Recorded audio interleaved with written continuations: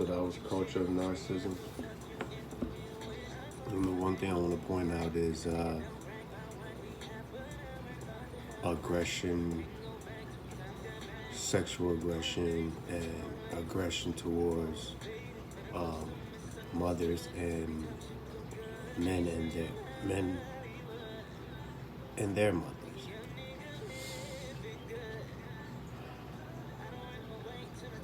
No woman, no crime, right? Men don't think that they're influenced by women to fight. My first fight, my mother made me fight because this dude was bullying me. She made me go out there and fight and watch me fight until it was over.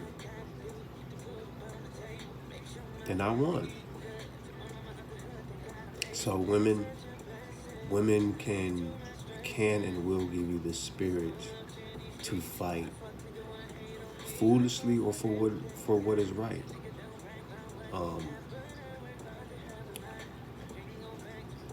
So that's another point, being raised by a woman who knew the potential traps, who knew the potential things that you would go through, who had years and years of experience on you, and for whatever reason didn't hip you to these things. A lot of people who say just do it, or just deal with it, had someone there to guide them or set things up for them so that they didn't have to. And that's what a predecessor or a parent who really cared about you, as opposed to whatever other things that they were going through, would set you up so you don't go through those same things. But as a man, you grow older and you start dealing with the same type of women, or women in the same predicament, and you slowly start to understand why things were happening the way they were, or why things happened the way they did, and why this woman isn't speaking to you the same way. Your mother's speaking to you, but they're doing both unscrupulous and underhanded things to gain your power or your energy, or to keep you down and under them. And that's the aggression, which is a thin line between aggression and passion. When we're talking about aggression or sexual aggression and the act of sex, sexual healing or whatever, do you want to give that to another man? Do you want that emotion coming from another man? Not me. That's sacred energy. That's gold to other people when they can get that out of you, especially when they know that you're not that type of person. So that's another aspect to think about it, because I know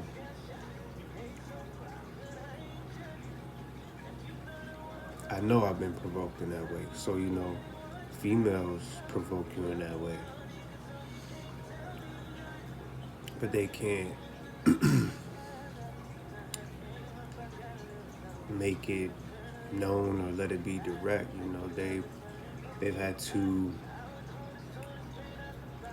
disguise how they really feel for so long, and that's what helped them survive for so long. So they've become very crafty in that way. As for me, I'm very direct. In high school, I might have did the trolling, but as the Bible says, when you become a man, you give up childish things. So who's the child? Who's being childish? You have to give up those things if you call yourself a man. And I don't know what the Bible says about women who give up childish things, but I know that women love to have fun, and they can infect men with mischievous spirits, mischief, causing, trouble in a playful way, which has its own level of ambiguity as well. So, negative energy, sexual aggression, they all tie into each other. Don't give it to anyone, don't give it to women, because there's a line of ambiguity there where they can play the victim as well. But definitely don't give that to other men. There's no pride there for you. There's nothing to prove for you. And if other men have an issue with you, they shouldn't be in your nose, right here in your face, trying to give off hints that they have an issue with you, or like they're trying to rile you up, or point out that they've done things with women of your past or whatever. If they really had an issue with you, they'd be direct with you, as a man would. But you don't give your negative energy, because that's just going to put you in a habit of giving off negative vibes, negative energy, and you're going to be at fault for that. Proletariat. You know what that means? That definition, that's the lowest class of people whose worth is based on their wage, or their labor, pretty much.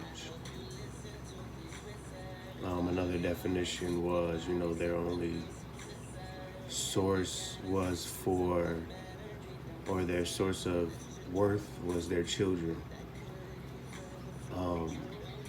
So do you understand how that could lead to crime as well? If you have kids and you're not able to pay for your kids, that's child support and a woman leaving you. So that's one, proletariat. And the other thing was the language. The language pretty much putting a spell on a person, because that's what words do. Words spell. And when you can't spell, people laugh at you for not being able to spell correctly, taking away from the whole argument or your whole point, right?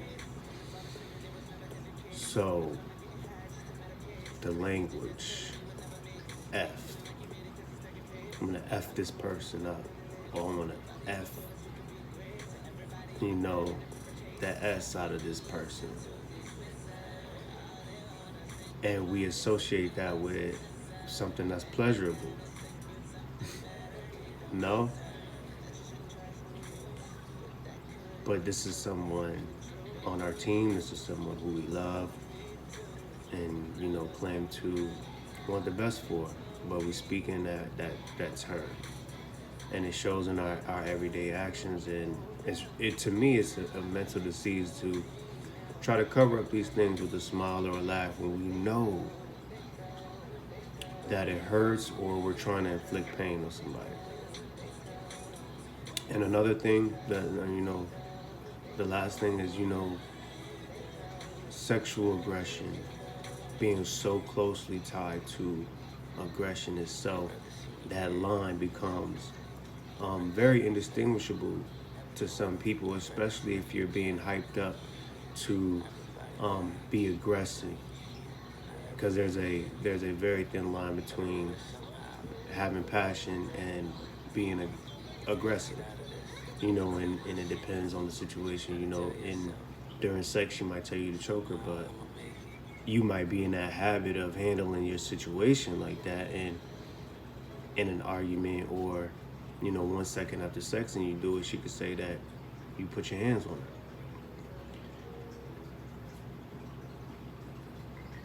Are there exceptions? Absolutely. Could it happen to you? Absolutely. That's why you need to be aware. Awareness leads to prevention.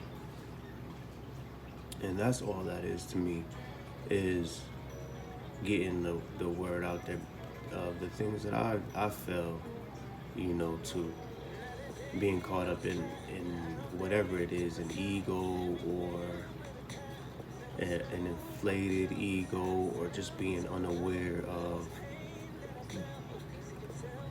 the laws that are centered around nature, a person's nature.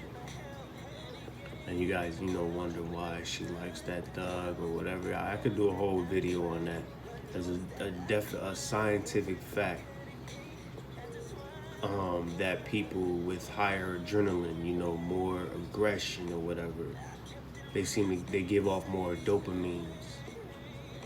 If you've ever watched the documentary Happy on Netflix, it talked about, what your dopamines do after they reach a certain level. That's why you can't, it's harder for older people to get excited for anything, because their dopamines have fell off so far. They've seen everything that nothing really excites them. So this is a thrill battle back and forth, trying to build excitement, and then it erupts into maybe something that this person never intended, but they didn't know they were pumping all this power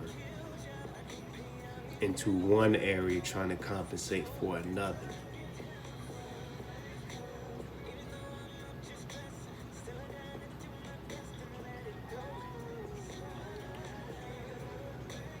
You guys gotta be careful.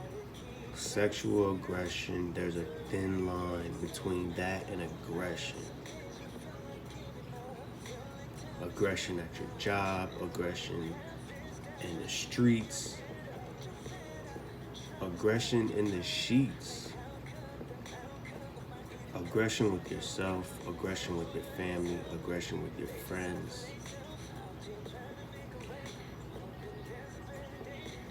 There's a leakage, and you need a balance. If you put 12 volts there, it need to be 12 volts. That's my spill on that, man. Sexual aggression leaks from the bedroom to the streets, and there's a very, very thin line that folks play on when it comes to passion and aggression, and we see it in the jails today. Women don't love thugs because they're saints or whatever. They know that those men are really passionate, and it can go either way, And if it goes the other way, it's real convenient to say, this person is threatening to me, so I want them gone. Those are just some things that I want you guys to consider, especially when it comes to me. So I hope you all are well, and I hope you all are learning and loving. Peace.